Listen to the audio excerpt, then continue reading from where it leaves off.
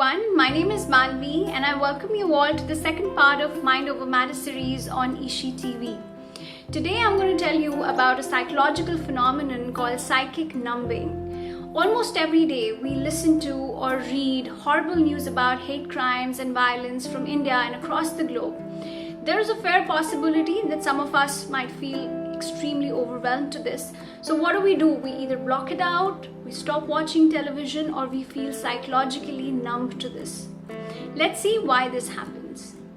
In 1759, British economist and philosopher Adam Smith wrote about a deeply unsettling aspect of human nature that causes one to feel indifferent to the sufferings of large number of people.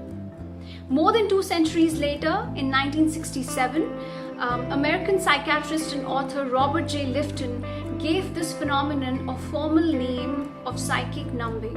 He also quoted examples of how rescue workers had to turn off their feelings to function normally after Hiroshima and Nagasaki aftermath. In 2007, professor of psychology Paul Slowick called psychic numbing a collapse of compassion. He said, while images and stories of individual victims amass a tidal wave of humanitarian aid, the same is not witnessed in case of genocide or mass murder or even environmental crisis.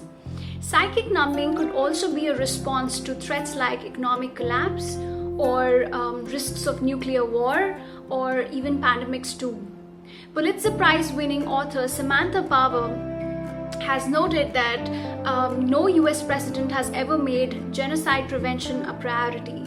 She's even questioned the role of media and their inadequate and biased reporting in creating a certain degree of disengagement in people towards these events. Despite being widely documented and gaining attention from researchers and behavioral scientists, very little progress has been made to understand this cognitive bias. Today, the injustice and atrocities in our country or even globally, they've only widened. Yet they spark selective and limited empathy in people and even policymakers. So why is it like that? There are several underlying questions like, are humans really as compassionate as they call themselves to be? Or we talk about equality, but do we really value human lives equally? Or are we motivated enough to stop mass atrocities or only a few selective ones? Now, there are several theories to answer these questions. One of which is that individuals respond more compassionately to requests for aid that describe a single and identified victim.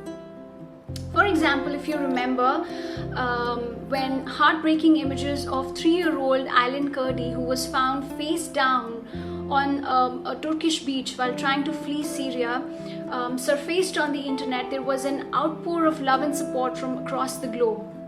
But the same outrage and the same distress was not seen in case of 4 million Syrians or 3 million Iraqis who got displaced at the same time. Another theory suggests that humans are, good at understanding other person's perspective, but understanding a perspective of a group is relatively difficult for them.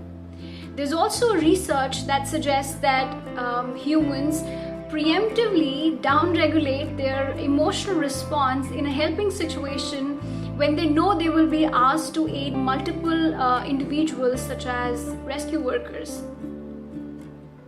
Psychic numbing, also known as pseudo-inefficacy or compassion fade, is totally real. But what is its impact? On one hand, it is a survival tool designed by nature to save us from getting overwhelmed in a situation of trauma or crisis. For example, rescue workers may not be able to do their job if they stop and grieve over every individual life they save. On the other hand, psychic numbing makes us cold. It makes us indifferent to the sufferings of large number of people. We feel detached from others, we lose touch with humanity, and we don't really take any action against injustice. The best way to deal with any cognitive bias is to first understand it and become aware of it. But here's what else you can do.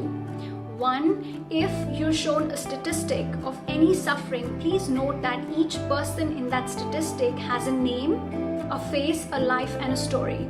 2. Use social media as widely as possible to talk about psychic numbing or create awareness around it. 3. Write a testimony to show solidarity to a cause. Convey your experience of your knowledge about important social or environmental issues. 4th, when making decisions on complex problems that involve difficult trade-offs, our mind becomes vulnerable to bias.